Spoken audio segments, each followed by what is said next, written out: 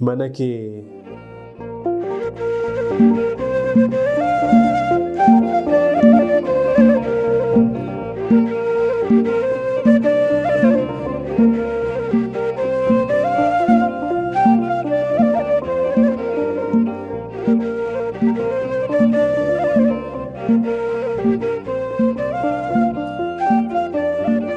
maqaabaa kan ilmaa kan afura qulqulluu waaqayyo tokko ameen. Jalqabumaa jalqabatti gaafa lapheetti naaf himte isa jiguuf baduuf miti mana keetiif na kaadhimte boccee kultee nageenya koo naaf filattee jireenya koo siif hin ta'u manni ormaa waa'ee keetiif natu mormaa dhibee faayyeensi guddisaa addunyaafan si mul'isaa jettee na baastee garaa ayyooti qabdee na waamte karaa laayyooti mandara addunyaan alarra dhibee gaarii fakkeesse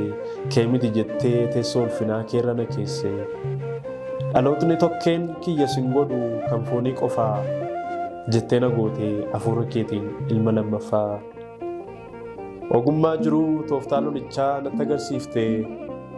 akkan mo'adhuuf bittaa barichaa kan na barsiifte akkan jaalladhu kan nan jaallanne diina lagaa koo akkan gorfadhu isa dhaabbatu faallaa nagaa koo yoo man jaalladhe jaallataa qofa dachee kanarraa maal gatii qaba namnis maal argee baratanarraa of akkan kennu akkan arjoomu obbolaaf gatii waaqa fannoo irratti qaalii lubbuu kee arjoomteedhati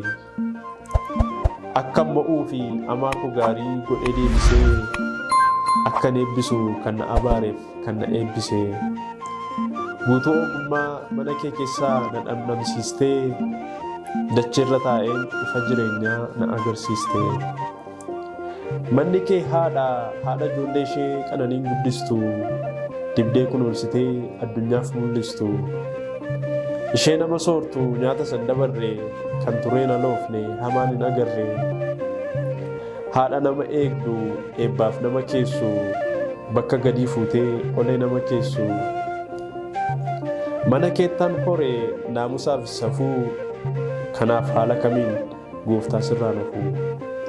kennaa abbootii koo naaf dhaala maatii koo giddugala nagaa ifa koo baatii koo gudunfaa beekumsaa naaf shaakala amantaa gola fira kootii yaa haadha dhibantaa bakka jaalalaatiin wal mararfatanii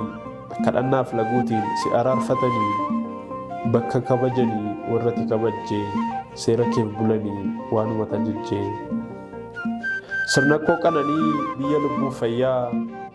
yaa gooftaa mana kee obdii keenaaf wayyaa eeyyee dhumniif galgalli koos si wajjin haa ta'u faayidaan jijjiiree mana keetiin ba'u.